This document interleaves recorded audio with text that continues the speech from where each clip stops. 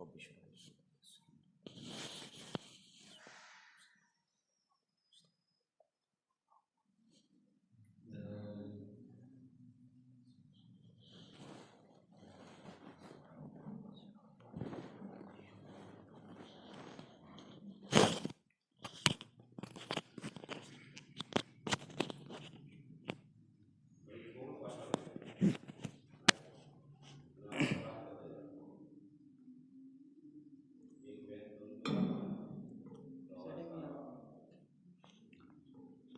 فاتحہ.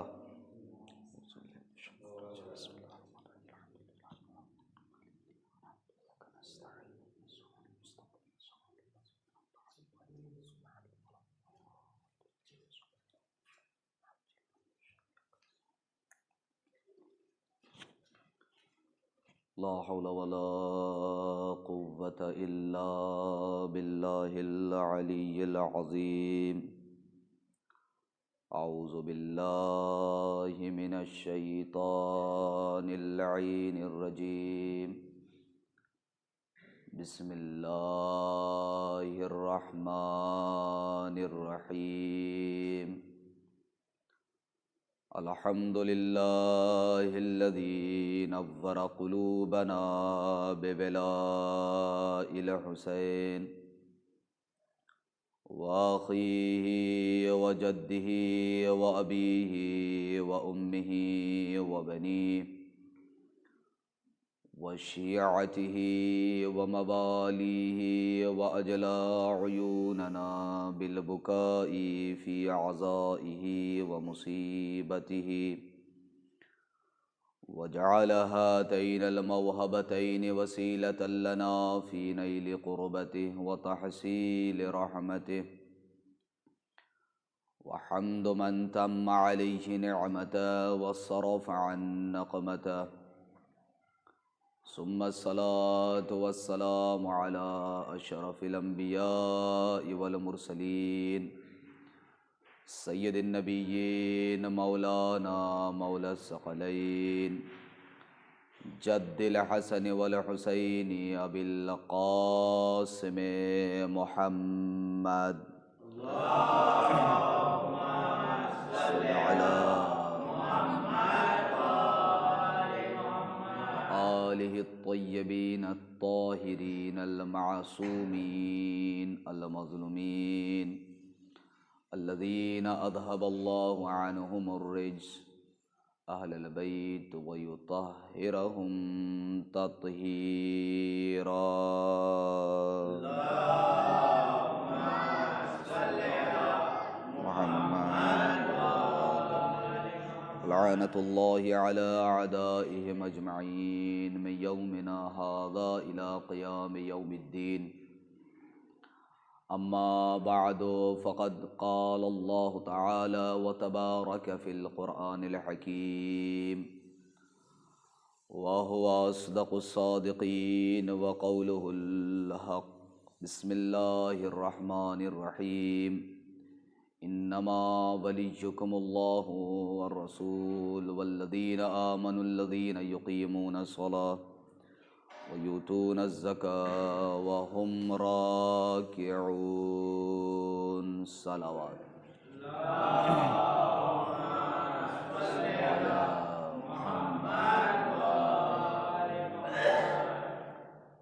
عظمت اہل بیت پر اس سے بھی بلند ترین صلوات پڑھ دے. محمد و آل محمد.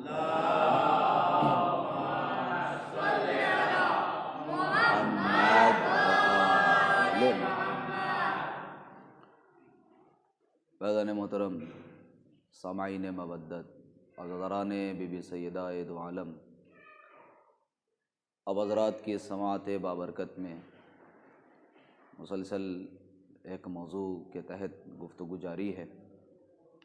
ایام فاطمیہ ہے اور نہایت ہی سوگ اور دکھ کے ایام ہیں. ان ایام میں معرفت بی بی سیدہ کے حوالے سے یہ گفتگو مفید ثابت ہو وہی کوشش ہے، اور موضوع گفتگو جو عنوان ہے آپ کی خدمت میں وہ یہ ہے کہ ولایت اور محافظہ ولایت۔ بی بی سیدہ نے کس طریقے سے ولایت کا دفاع کیا، اور بی بی نے کس طریقے سے ولی خدا کو اور ولی خدا کی مقصد اور ہدف کو بچایا۔ ولایت ایک ایسی شے ہے جس شے کے تحت ہم سب کی زندگی کو گزارنا ہے، اور ہمارا مقصد بھی یہی ہے کہ ہم مطیع امام اور مطیع معصوم بن کے زندگی گزاریں، اطاعت ائمہ میں اور اطاعت معصومین میں ہماری زندگی بسر ہو۔ یہی ہمارا ہدف خلقت ہے اور یہی ہمارا مقصد ہے۔ لہٰذا ولایت، جس کا عمومی ایک ترجمہ یہ کیا جاتا ہے محبت، دراصل یہ بالکل غلط ترجمہ ہے، اس لیے کہ ولایت اور ہے، محبت اور ہے۔ قرآن مجید کے اندر باقاعدہ طور پر محبت کے لیے الگ آیت موجود ہے۔ اگر محبت اور ولایت دونوں ایک ہی ہو تو کبھی پروردگار عالم الگ آیت نہ بناتا۔ جہاں اہل بیت سے محبت کی حکم ہے یا گزارش ہے، وہ کسی اور مقام پہ ہے جسے ہم آیت مودت کہتے ہیں۔ قل لا اسألکم علیہ اجرا الا المودۃ فی القربى، کہ ضروری ہے کہ تم قربا کی مودت رکھو، اور مودت محبت اور محبت کے ساتھ عمل کا نام ہے۔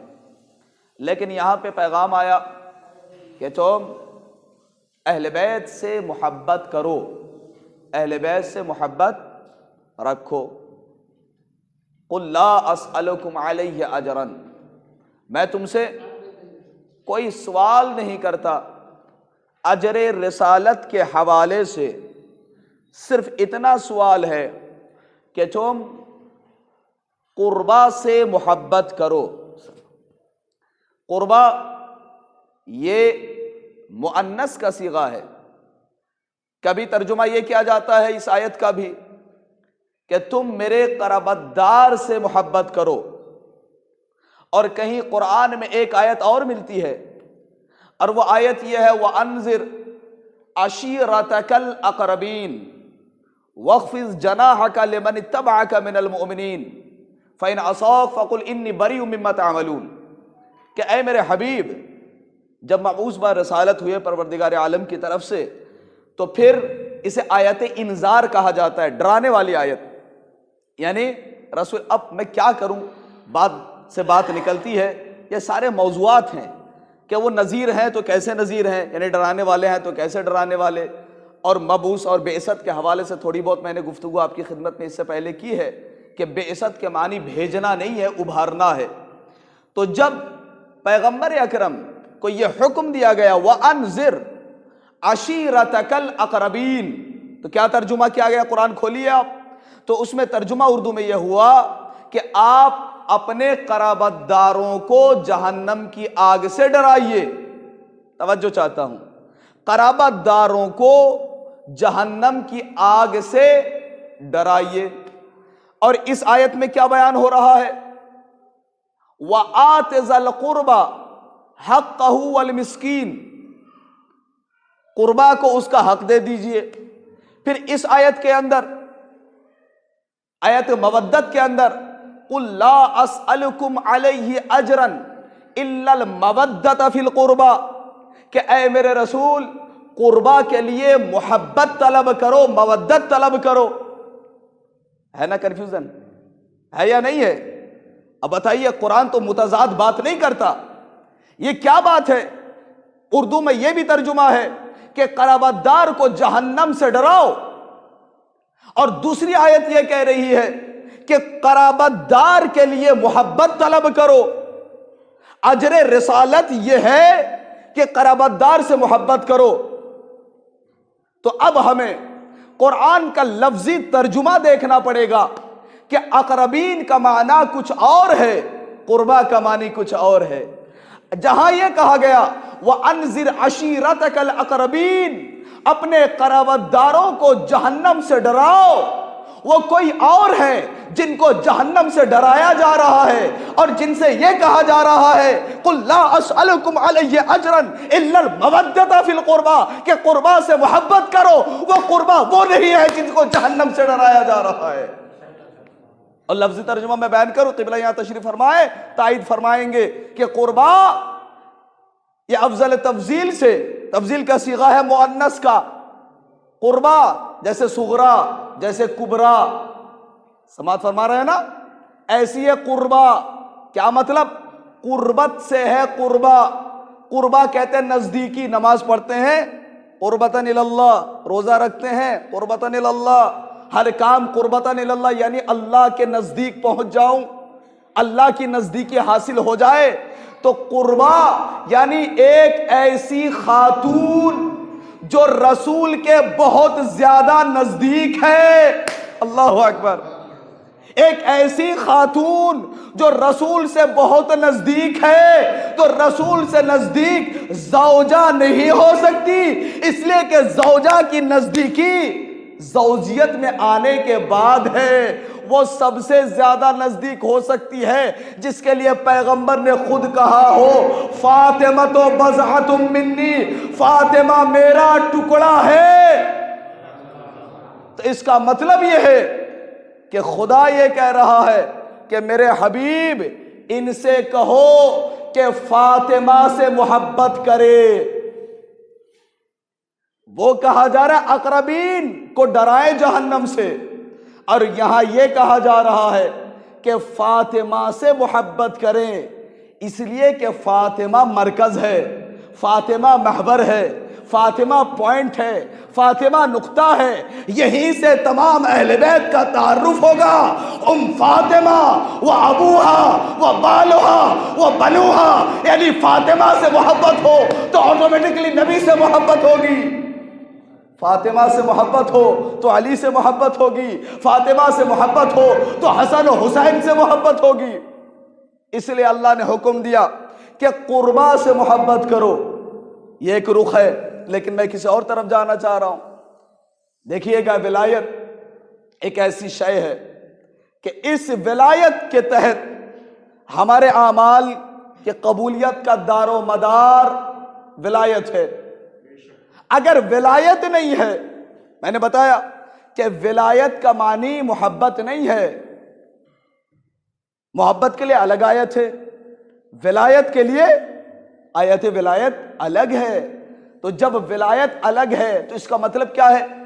ولایت کا مفہوم کیا ہے؟ ولایت محبت کو نہیں کہتے۔ اگر آپ انگریزی اور عربی ڈکشنری کھولیں تو وہاں بھی ولایت کا معنی گورنمنٹ کیا گیا ہے، حکومت کیا گیا ہے۔ یہ جو ہم کہتے ہیں کہ اہل بیت کو حکومت کی کیا ضرورت ہے، یقیناً اس حکومت کی ضرورت نہیں ہے جو نجس حکومت ہے، لیکن اس پاکیزہ حکومت کی ضرورت ہے جو اللہ نے عطا کی ہے۔ اس لیے کہ بغیر حکومت کے ایک ولی خدا کیسے احکام الہی کا اجرا کرے گا؟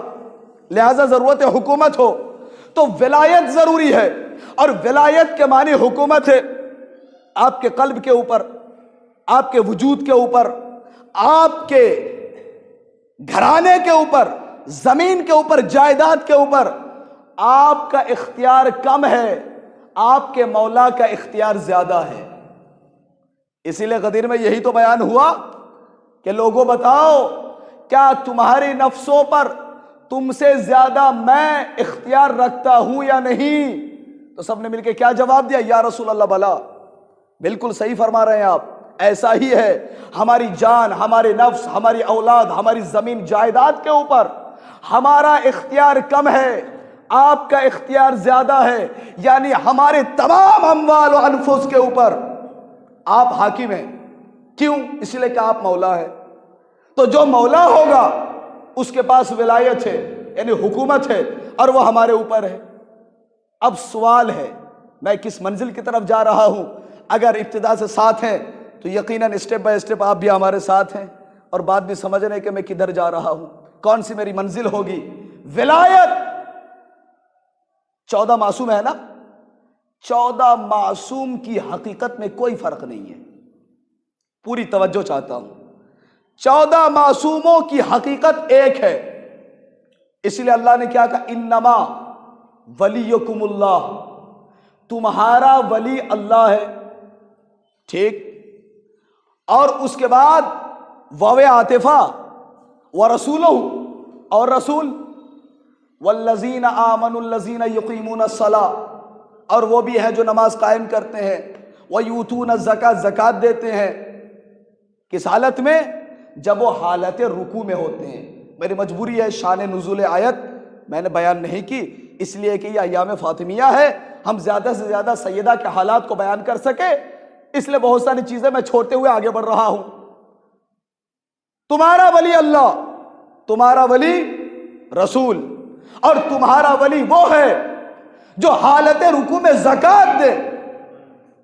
اور اس ولایت کے انحصار میں 14 معصومین ہیں. اچھا، یہاں ایک لطیف نقطہ میں آپ کی خدمت میں عرض کر دوں.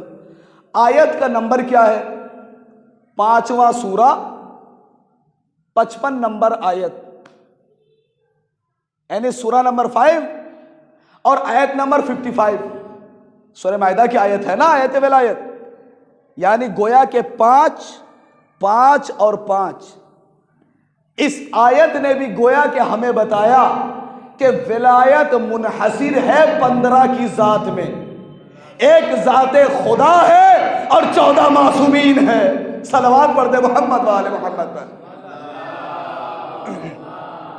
صلی علی محمد وآل محمد. تمہارا ولی اللہ اور تمہارے ولی یہ 14 معصومین ہیں. توجہ کیجئے گا، 14 کی حقیقت میں کوئی فرق نہیں ہے. اس لیے کہ خود پیغمبر نے بتایا، اولنا محمد، اوسطنا، آخرنا، کلنا محمد، ہم سارے کے سارے محمد ہیں. تو گویا کہ ہماری حقیقت میں کوئی فرق نہیں. جو حقیقت رسول کی وہی حقیقت علی کی، وہی حقیقت فاطمہ کی، وہی حقیقت حسنین کی. یہ سارے مظہر ربوبیت خدا، یہ سارے مظہر خدا، ان کو دیکھو اور خدا کو پہچانتے جاؤ. توجہ چاہتا ہوں، ان کو دیکھو اور خدا کو پہچانو. کیوں؟ اس لیے کہ ان کے ذریعے سے خدا پہچانا جاتا ہے. کیا کہا اللہ نے؟ کہ میں چھپا ہوا خزانہ تھا، میں نے چاہا کہ میں پہچانا جاؤں تو میں نے ان انوار کو پیدا کیا. پوری توجہ، ان انوار کو پیدا کیا. گویا کہ وہ دوسرے الفاظ میں یہ کہہ رہا ہے کہ وہ محمود تھا تو محمد بنایا، وہ اعلیٰ تھا تو علی بنایا، وہ فاطر السماوات والارض تھا تو فاطمہ بنایا، وہ محسن تھا تو حسن بنایا. توجہ چاہتا ہوں، وہ محمود تھا تو محمد بنایا، وہ اعلیٰ تھا تو علی بنایا، وہ فاطر السماوات والارض تھا تو فاطمہ بنایا، وہ محسن تھا تو حسن بنایا، وہ قدیم الاحسان تھا تو حسین بنایا، وہ معبود تھا تو زین العابدین بنایا، وہ باقر العلوم تھا تو محمد باقر بنایا، وہ صادق الوعد تھا تو جعفر صادق بنایا، وہ کاظم الغیظ تھا تو موسیٰ کاظم بنایا، وہ رضا پسند تھا تو علی رضا بنایا، وہ تقی محمود تھا تو محمد تقی بنایا، وہ نقی مزاج تھا تو علی نقی بنایا، وہ عسکرانہ شان کا حامل تھا تو حسن عسکری بنایا. ارے وہ خود پردہ غیب میں تھا تو اپنے آخری حجت کو پردے میں رکھ دیا. صلوات عرض کر دے نا محمد و آل محمد پر.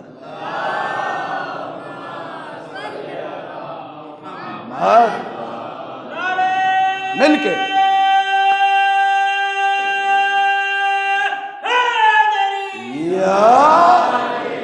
نعرے میں ہاتھوں کو بلند کرنے میں تکلف نہ کیجیے گا. اب میں اپنا بڑا مشہور جملہ اپنا نہیں، عالم اہل سنت کے بڑے اس زمانے کے مفکر ڈاکٹر طاہر القادری کا جملہ یاد ہے آپ کو؟ آپ نے سنا ہوگا بارہا سوشل میڈیا کے ذریعے سے. وہ یہ فرماتے ہیں کہ جب اپنی تقریر کے اندر نعرہ حیدری بلند کرتے ہیں تو انہی کے لوگوں نے سوال کر لیا کہ جناب آپ یہ کیا کر رہے ہیں، یہ تو شیعوں کا طریقہ ہے، ایسا نہ کیا کریں، نعرہ حیدری کا نعرہ لگاتے ہوئے اول تو نہ لگائیے، اور لگاتے ہیں تو یہ ہاتھوں کو بلند کرنا یہ کہاں سے آیا؟ تو ڈاکٹر طاہر القادری نے کیا خوبصورت جملہ کہا، یہ جواب دیا کہ دیکھو یہ جو ہم کر رہے ہیں یہ شیعوں کی سنت نہیں ہے، یہ سنت رسول ہے، یہ سنت رسول ہے۔ مجمع نے سوال کیا یہ سنت رسول کیسا ہے، یہ سنت کہاں سے ہے؟ کہا جی ہاں، علی کو کسی گھر کے کونے میں خلیفہ نہیں بنایا گیا، بلکہ علی کو میدان میں 1.25 لاکھ کے مجمع میں رسول نے خلیفہ بنایا، اور یوں ہی نہیں بلکہ دونوں ہاتھوں سے بلند کیا، من کنت مولا فہذا علی مولا۔ صلوات پڑھ دے محمد وآل محمد پر، محمد۔ تو یہ سنت رسول ہے، نام علی لیتے ہوئے ہاتھوں کو بلند کرنا، یہ ان کا جملہ ہے۔ خیر ہمارے پاس تو دوسرے دلائل ہیں، لیکن آپ کے سامنے مجھے یہ چیزیں بیان نہیں کرنی ہے، اپنے مقصد تک پہنچوں تاکہ موضوع وقت کے اندر مکمل بھی ہو۔ کیا ہے یہ سارے کے سارے مظہر خدا، ان کو دیکھو پہچانتے جاؤ۔ میں نے بتایا نا کہ اول سے لے کر آخر تک سارے حقیقت محمد ہے، ان میں کیا فرق ہے؟ کوئی فرق نہیں۔ جب پیغمبر نے خود کہہ دیا کہ میرا اول بھی محمد، اوسط بھی محمد، آخری بھی محمد، کل کے کل محمد، تو سب کی حقیقت ہے۔ اب کتاب کا نام المامون، لکھنے والے علامہ شبلی نعمانی، بڑے زبردست عالم دین علماء اہل سنت کے، ان کی دوسری اور بھی کتاب سیرت النبی وغیرہ، وہ لکھتے ہیں المامون ایک کتاب، اس کے اندر ایک واقعہ نقل کرتے ہیں کہ مامون کے زمانے میں، مامون بادشاہ تھا، کہ مامون کے زمانے میں ایک مرتبہ ایک شخص آیا اور اس نے دربار کے باہر آواز لگائی کہ بادشاہ میرے پاس چند بال ہے۔ پڑھیے گا، المامون کے اندر اردو میں موجود ہے، میرے پاس چند بال ہے، اور وہ بال کوئی عام بال نہیں ہے بلکہ رسول کے منہ مبارک ہیں، سر کے بال ہیں۔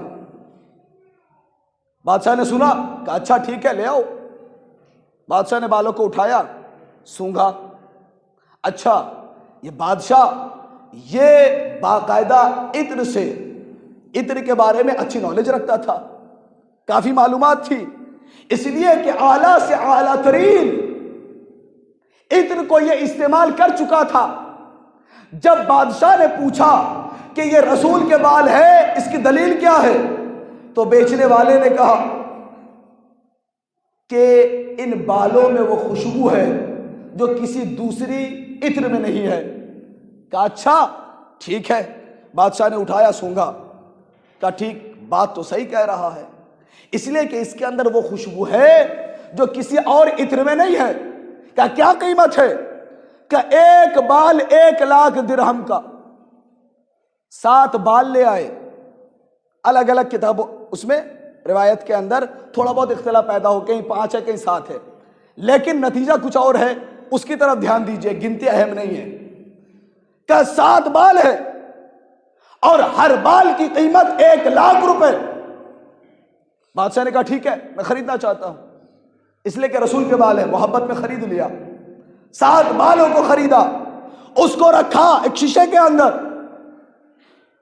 ڈبی شیشے کی، اس کے اندر، اور جہاں دنیا اکٹھی ہو کے آ رہی ہے ان بالوں کی زیارت کے لیے، تو وقت کا امام بھی آئے نہیں، بلایا گیا، چھٹے امام کو بلایا کہ اے مولا آپ بھی آ جائیے اور آ کر ان بالوں کی زیارت کر لیں۔ امام تشریف لے، پوری توجہ، امام تشریف لے آئے، اور آنے کے بعد ڈھکن کو کھولا اور ان پیالی سے اپنی انگلی کے ذریعے سے ان میں سے 4 بال الگ کیے اور 3 بال الگ کیے۔ توجہ، بادشاہ ناراض ہوا کہ میں نے آپ کو زیارت کے لیے بلایا تھا، یہ آپ کیا کر رہے ہیں کہ بالوں کو انگلی سے جدا کر رہے ہیں؟ امام نے فرمایا سن، میرے اوپر واجب ہے کہ زیارت کرنے سے پہلے، نہ جانے کس طریقے سے یہ جملہ آپ سنیں گے، امام فرماتے ہیں کہ سن، میرے اوپر واجب ہے کہ زیارت سے پہلے میں اپنے جد رسول خدا کے بالوں کو نجس بال سے جدا کر دوں۔ کہا یہ کیسے آپ نے کہہ دیا؟ یہ کیسے کہا کہ یہ 4 بال یہ آپ کے جد کے ہیں اور یہ 3 بال نجس ہے کسی اور کے ہیں؟ امام نے فرمایا سن، ان 4 بالوں سے میرے وجود کی خوشبو آ رہی ہے، ان 3 بالوں سے میرے وجود کی خوشبو نہیں آتی۔ سمجھ گئے؟ حقیقت ایک ہے، جو حقیقت رسول کی ہے وہی حقیقت فاطمہ کی ہے، وہی حقیقت ائمہ اطہار کی ہے۔ لیکن کیا کرے، آپ نے شاید وہ خبر پڑھی ہو کبھی، کشمیر میں کسی درگاہ میں رسول کے کچھ بال تھے اور وہ بال کسی سال چوری ہو گئے، غائب ہو گئے، وہاں سے ہنگامہ مچ گیا پورے ہندوستان میں۔ کیوں؟ اس لیے کہ رسول کے بال غائب ہو گئے۔ میں یہ نہیں کہتا کہ رسول کے بال کا احترام نہ کرو، اس لیے کہ اس قوم سے بہتر تبرکات کا احترام کون سی قوم اور کر سکتی ہے۔ میں منع نہیں کرتا کہ ان تبرکات، ان بالوں کا احترام نہ کرو، لیکن یہ بھی ضروری ہے جہاں بال کا احترام ہو وہاں آل کا بھی احترام ہونا چاہیے۔ صلوات پڑھ دے محمد وآل محمد پر۔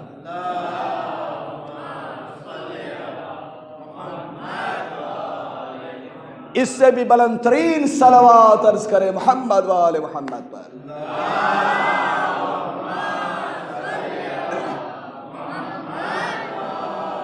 توجہ ہے، جہاں بال کا احترام ہو وہاں آل کا بھی ہونا چاہیے۔ یہی تو سبب ہے کہ جب یہی امام، ہمارے چھٹے امام مسجد میں بیٹھے ہیں، مسجد نبوی میں ممبر پہ بیٹھے، آپ کے ہاتھ میں ایک عصا ہے، توجہ کیجئے گا تاکہ بی بی سیدہ کی بارے میں کچھ باتیں ہو سکے۔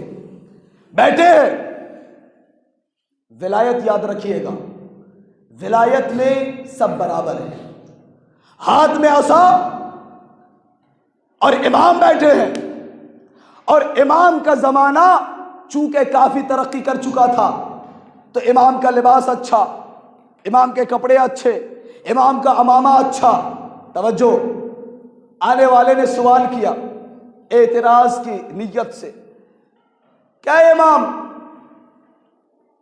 حالانکہ امام نہیں مانتا تھا آنے والا، اے امام، شاگرد تھا، اب تاریخ ہے میں نام نہیں لے رہا ہوں، آ کے سوال کیا کہ اے فرزند رسول، آپ کے لباس کتنے اچھے ہیں، آپ کا عمامہ کتنا اچھا ہے، مثلا آپ کے کپڑے کتنے اچھے ہیں، آپ کی ردا کتنی اچھی ہے، لیکن آپ کے ہاتھ میں جو عصا ہے، لاٹھی ہے، یہ عصا کافی پرانا لگ رہا ہے۔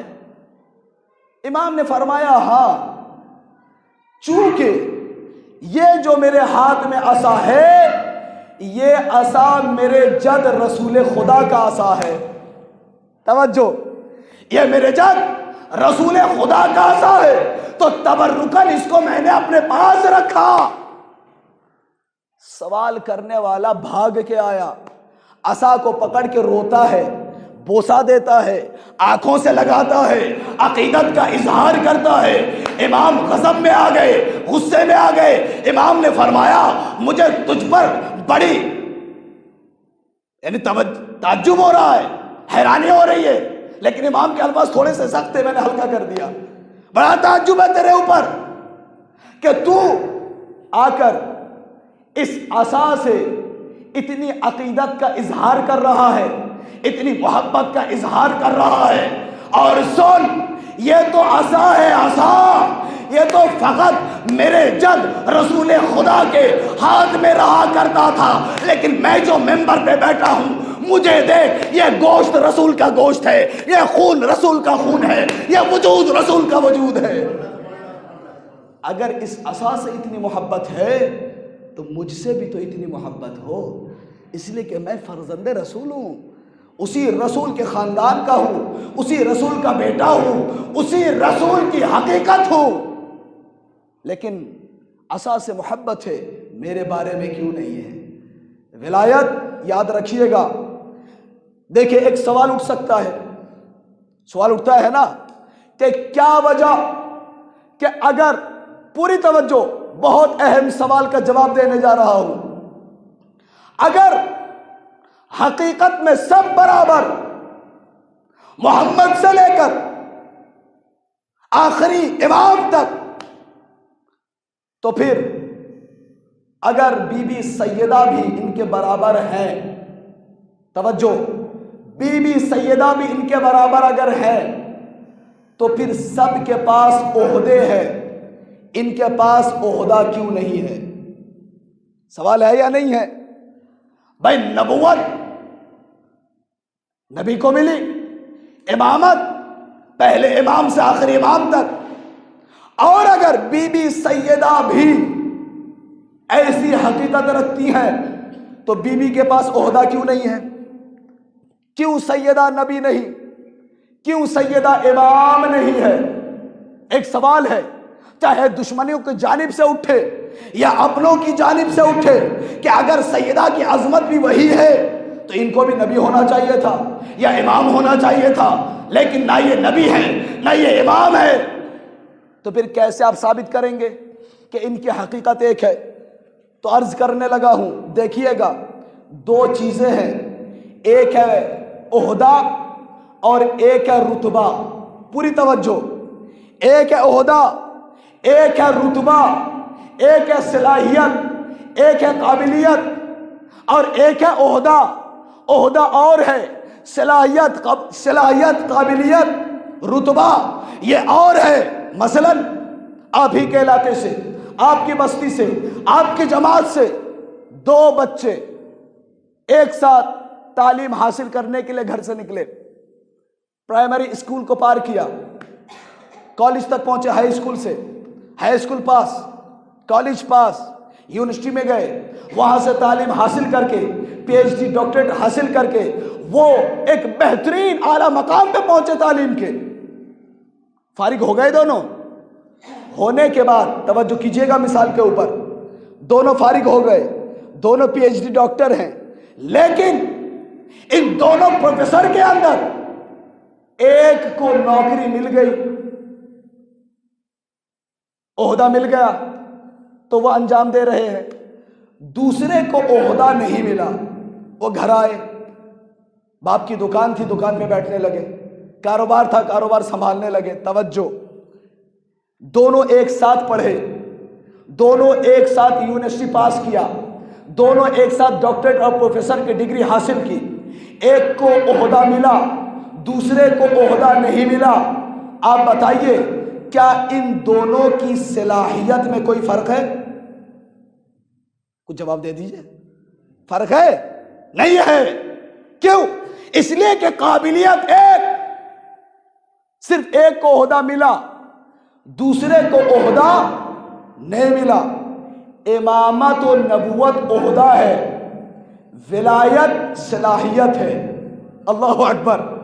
ولایت صلاحیت ہے، صلاحیت و قابلیت میں سیدہ علی، حسنین اور محمد کے برابر ہے، کوئی فرق نہیں. اب اگر آپ کہیں نہیں جناب عہدہ بھی ہو تو آئیے، معیار تو صلاحیت ہونی چاہیے نا، عہدہ نہیں. معیار صلاحیت ہو، لیکن اگر ضد ہے تو اس کی دلیل دینے لگا ہو. دیکھیے ہم عزاداری کر رہے ہیں، اس عزاداری کے پروٹیکشن کے لیے مثال کے طور پہ، اور یہ مثال عموماً میں دیتا ہوں کیونکہ مجھے سیدہ کی اس عظمت کو بیان کرنے کے لیے اس سے بہترین مثال میرے لیے نہیں ہے.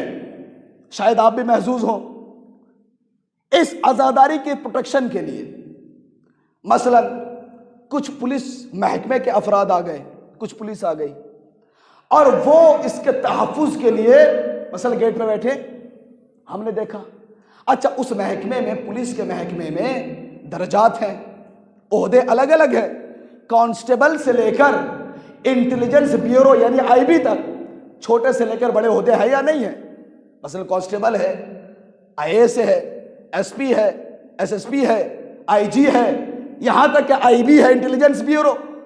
تو اگر ہمارے سامنے کوئی کانسٹیبل بھی آ گیا پولیس کی وردی میں تو ہم کیا کرتے ہیں؟ عزت دیتے یا نہیں دیتے؟ احترام کرتے ہیں، بٹھائیں گے، عزت دیں گے، چائے پلائیں گے، سلام کریں گے، سیلوٹ کریں گے، ان کو بٹھائیں گے عزت سے۔ لیکن تھوڑی ہی دیر کے بعد توجہ، ایک لمحے کے لیے سوات کو الگ نہ کیجیے گا تاکہ نتیجہ دے سکوں۔ اب دیکھیے کانسٹیبل آیا تو ہم نے عزت کی، کیوں؟ اس لیے کہ لباس تھا، لباس تھا، پہچان لیا پولیس والا ہے۔ اب تھوڑی دیر کے بعد ایک صاحب اور آئے، لیکن وہ سمپل ڈریس میں تھے، سادے لباس میں تھے، ہم نہیں پہچان پائے۔ ہم یہ سمجھے کوئی عام آدمی ہوگا، کوئی پبلک ہوگی، وہ آئے، ہم عزت نہیں دے رہے تھے، ہم احترام نہیں کر رہے تھے، ہم سلام نہیں کر رہے تھے، ہم سیلوٹ نہیں کر رہے تھے، لیکن وہ جو وہاں بیٹھا ہوا کانسٹیبل تھا یا آئی جی تھا یا ایس ایس پی تھا، وہ اپنے مقام سے اٹھا، سیلوٹ کیا، سلام کیا، عزت دی، توجہ، سلام کیا۔ ہم نہیں پہچان سکے لیکن اس نے پہچان لیا۔ اب اگر پوچھتے ہو کہ زہرا کے پاس کون سا عہدہ تھا تو اس سے بڑی دلیل میرے پاس نہیں ہے کہ جب بھی زہرا آتی تھی وقت کا سب سے بڑا رسول اپنی جگہ کو چھوڑتے تھے اور زہرا کے احترام میں کھڑے ہو جاتے تھے۔ یہ سیدہ کی عظمت کے لیے رسول کا کھڑا ہونا اس بات کی دلیل ہے کہ دنیا کو پتہ ہو یا نہ ہو کہ سیدہ کے پاس کوئی عہدہ ہے، رسول کو بہتر معلوم ہے۔ صلوات پڑھ دے محمد وآل محمد۔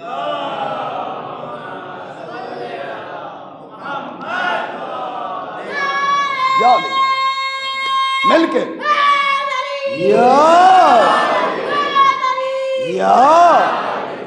دنیا کو معلوم ہو یا نہ ہو۔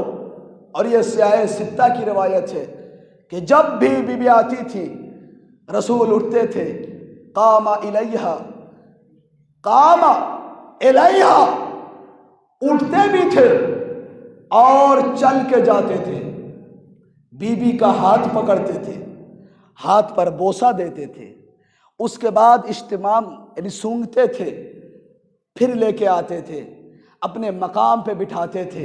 اب مجھے نہیں معلوم، اس لیے کہ چند روایات میں یہ بھی ہے کہ سیدہ کو اپنے مقام پہ بٹھا کے پیغمبر کھڑے رہتے تھے۔ اللہ اکبر، اتنی عظمت لوگوں کے سامنے پیغمبر نے بیان کیا تاکہ سیدہ کی عظمت سے دنیا بہرمند ہو جائے، اور ایسا نہ ہو کہ بعد پیغمبر اس بی بی کے اوپر کسی بھی قسم کا ظلم اٹھایا جائے۔ میں کوشش تو کر رہا تھا کچھ تاریخ آپ کے سامنے بیان کرتا، لیکن میں یہ بھی سمجھ رہا ہوں اگر میں نے چھیڑ دی تاریخ تو وقت فقط 20 منٹ ہے، لہٰذا انشاءاللہ اس کو کل کے لیے ملتوی کرتا ہوں۔ اسے یہ بھی اندازہ ہو جائے گا کہ آپ تاریخ کتنی سنتے ہیں۔ تاریخ کا جاننا اس لیے ضروری ہے کہ بغیر تاریخ جانے ہم ان حالات کو سمجھ ہی نہیں سکتے کہ وہ کون سے اسباب و عوامل تھے کہ جو اتنی حالت بگڑ گئی کہ سیدہ کو تنہا کر دیا گیا۔ وہ کون سے اسباب تھے، کون سے عوامل تھے؟ بس بات کو اس بار ختم کرتا ہوں، کل سے تاریخ انشاءاللہ کل کی تقریر میں سنیں گے آپ۔ سیدہ حقیقت میں اپنے بابا کے برابر، حقیقت میں علی کے برابر، یہ ہمارا عقیدہ ہے، ہم کسی کو مجبور نہیں کرتے، لیکن ہماری نگاہ میں ان کی حقیقت وہی حقیقت ہے۔ روایت پڑھوں آپ کے سامنے، علم کے بارے میں بتایا تھا کہ جب علی مرتضیٰ باہر سے آئے تھے اور آ کے کہا تھا آؤ فاطمہ میں تمہیں راز دنیا کے بارے میں اطلاع کروں، تو بی بی نے کیا جواب دیا تھا کہ اے علی، آپ میرے شوہر ہیں، آپ کہیں گے تو میں تو مان لوں، سن لوں گی، لیکن اگر اجازت ہو تو آپ سے پہلے میں کائنات کے راز کو آپ کو سنا دوں۔ یہ علم فاطمہ ہے۔ اور اگر طہارت کی بات کروں، اس لیے کہ ایک اعتراض یہ بھی ہوتا ہے کہ جناب کیسے علی کے برابر ہیں سیدہ؟ کیوں؟ کہ اس لیے کہ خواتین عبادت میں مردوں کے برابر نہیں ہو سکتی۔ میں نے کہا کیوں؟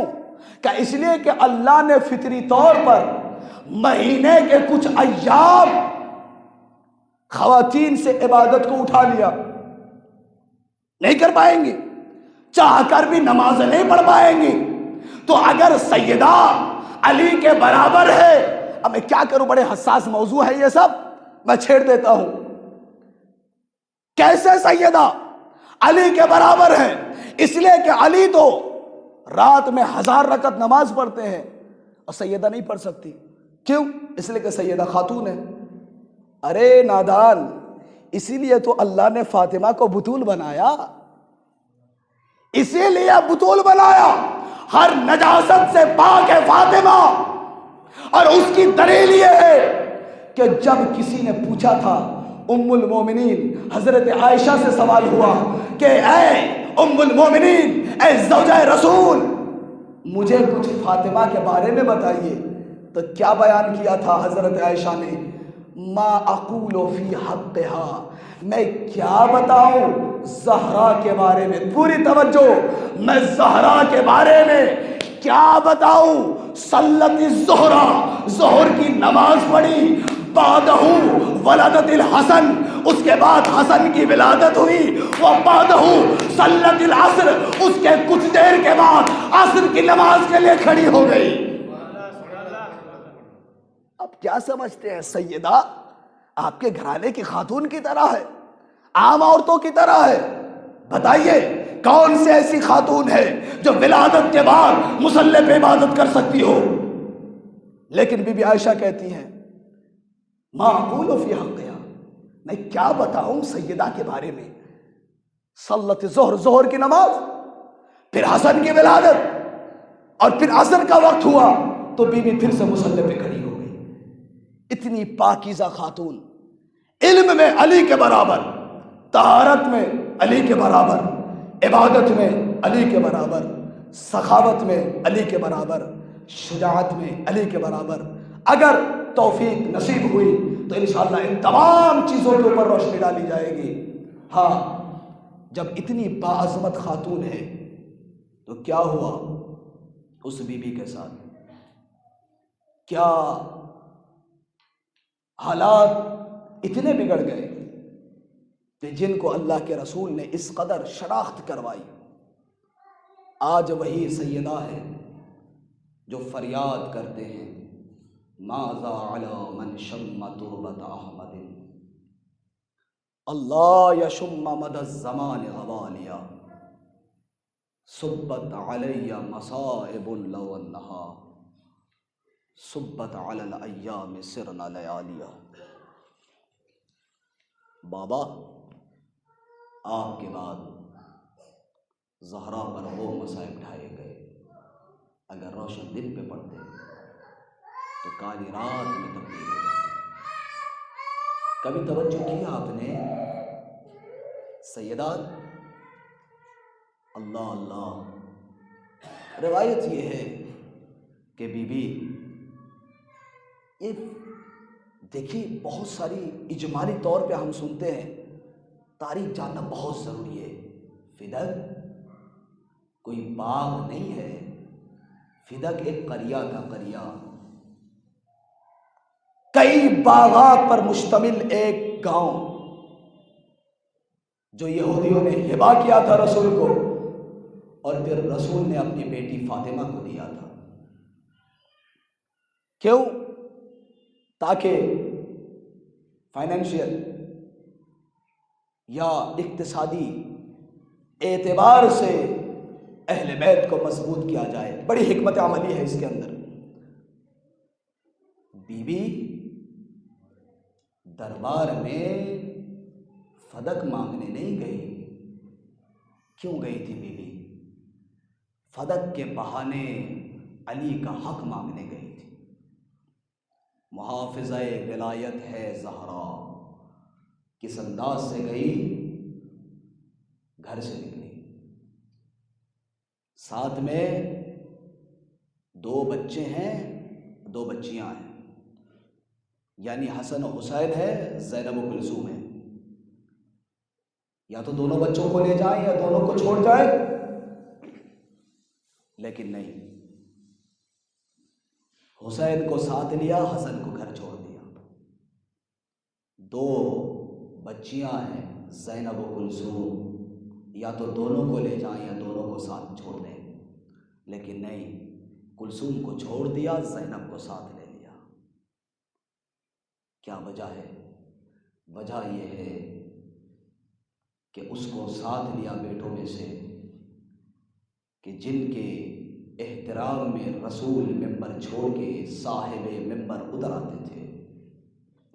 جب مسجد میں حسین کو لے کے جاؤں گی تو یقیناً اصحاب کو حسین یاد آئے گا، بابا بھی یاد آئے گا، وہ ماجرا یاد آئے گا. اور زینب کو ساتھ اس لیے لیا اور کلثوم کو اس لیے چھوڑا کہ جس کو خاموش رہنا ہے میدان کربلا میں اور کوفہ و شام میں، اس کو گھر چھوڑ دیا.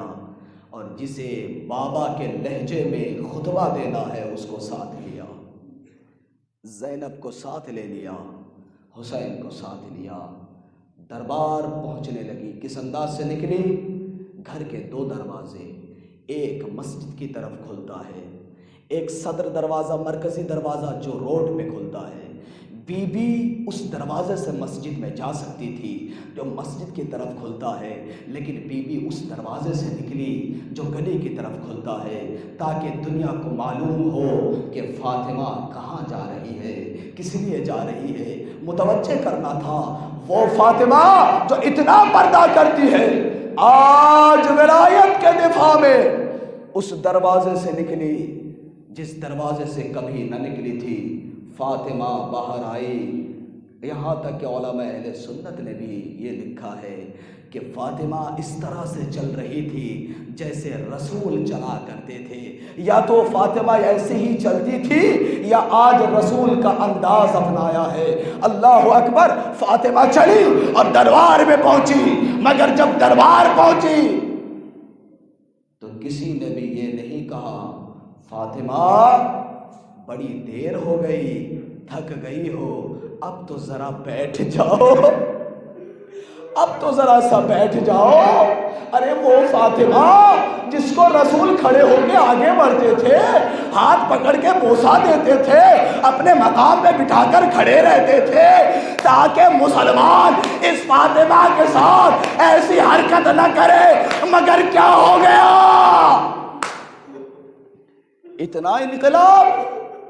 اتنا انقلاب.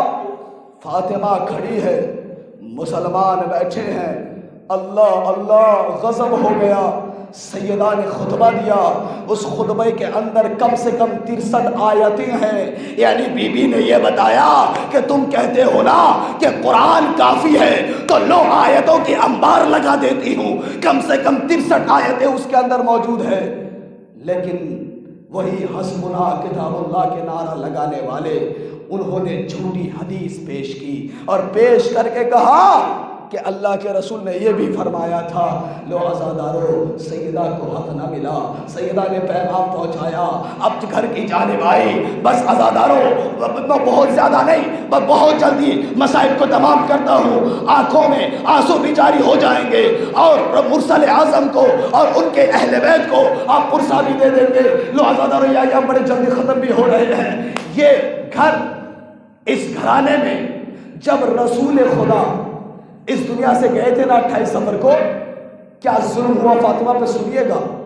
ایک صحابی جو مدینے سے باہر تھا، وہ مدینے کے اندر آیا لیکن اسے نہیں معلوم کہ یہاں کیا کیا گزر گیا، گھر میں کب آگ لگی، کب دروازہ گرایا گیا، اسے کچھ معلوم نہ تھا۔ بس اسے اتنا پتا ہے کہ رسول اس دنیا سے چلے گئے۔ وہ ملک سے باہر تھا، مدینہ شہر سے باہر تھا۔ جیسے ہی شہر کے اندر داخل ہوا، دور سے محسوس ہوا کہ بنی ہاشم کے محلے میں اوپر کی جانب، آسمان کی جانب دھواں اٹھ رہا ہے۔ اس نے دور سے دیکھا، اس نے سوچا ارے ابھی رسول کے گزرے ہوئے 3 دن بھی نہیں ہوئے، یہ کیا وجہ ہے کہ یہاں کھانا پک رہا ہے؟ یہ تو ہمارے یہاں کی بھی رسم ہے نا، شریعت کا حکم ہے کہ جس گھر میں موت ہو جائے اس گھر میں 3 دن تک کھانا پہنچاؤ، اس گھر میں چولہا نہیں جلتا۔ اس نے سوچا ارے یہ کیا وجہ ہے، یہ محلے بنی ہاشم سے دھواں کیوں اٹھتا ہے، کسی نے چولہا جلایا ہے۔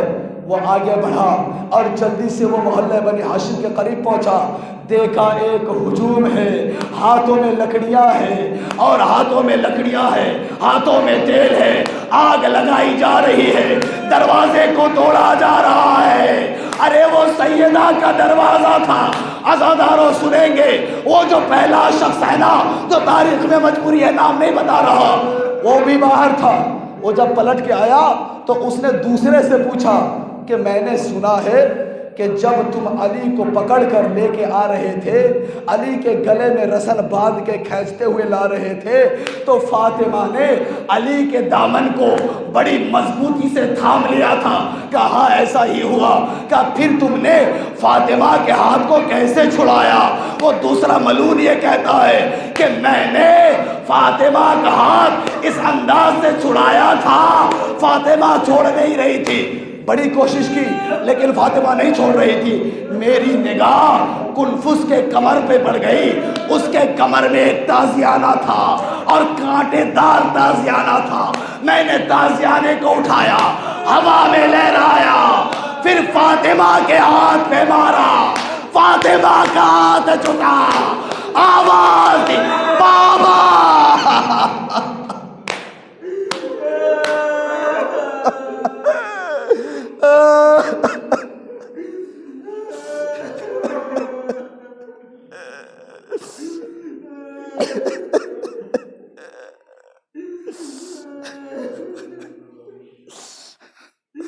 لعنت اللہ علی القوم الظالمین لا بقذارہ وابیها وبعلها وبنیها وزر المستودع فیها یا اللہ یا اللہ یا اللہ یا اللہ یا اللہ یا اللہ یا اللہ یا اللہ۔ پروردگارہ ہمارے تمام تر گناہ کبیرہ و صغیرہ کو معاف فرما۔ پروردگار حق محمد و آل محمد ہمارے نام اعمال کو پاک و پاکیزہ فرما۔ پروردگار اس مجلس میں جتنے بھی مومنین و مومنات شریک ہیں، خداوند متعال ان سب کو اپنے بارگاہ میں حفظ و امان میں رکھنا۔ اے اللہ بحق محمد و آل محمد، بحق مجاہدہ معصوم علیہ السلام، حاضرین کی تمام تر نیک حاجتوں کو پوری فرما، ان کی مشکلات کو آسان فرما۔ اگر ہمارے درمیان کوئی اقتصادی حالات سے کمزور ہے، پروردگار عالم زیادہ سے زیادہ ہماری روزی روزگار میں وسعت اور برکت عنایت فرما۔ تیری بارگاہ میں دعا ہے ہم سب کو علم و معرفت خدا و رسول و آل رسول ہم سب کو عنایت فرما۔ پروردگار ہم سب کو مطیع خدا، مطیع امام، مطیع معصوم، مطیع رسول و آل رسول بن کر زندگی گزارنے کی توفیق عنایت فرما۔ ہماری ان چھوٹی سی عبادتوں کو قبول فرما۔ ہمارے رومال کو بی بی زہرا سلام اللہ علیہ کے پاکیزہ رومال میں جگہ عنایت فرما۔ بی بی سیدہ کے واسطے سے مرنے کے بعد ہم سب کو شفاعت نصیب کرنا۔ اے میرے اللہ بحق محمد و آل محمد تمام علماء حق مراجع کرام کی حفاظت فرما، علماء سو کے شر سے اس قوم کو نجات دے۔ اے اللہ بحق محمد و آل محمد دشمن اسلام اگر ہدایت کے قابل نہیں ہے تو صفحہ ہستی سے ان کو نیست و نابود فرما۔ آخر امام کے ظہور میں تعجیل فرما، ہم امام علیہ السلام کے اعوان و انصار حقیقی میں شمار فرما۔ ربنا تقبل منا انك انت السميع العليم برحمتك يا ارحم الراحمين۔ ماتم حسین۔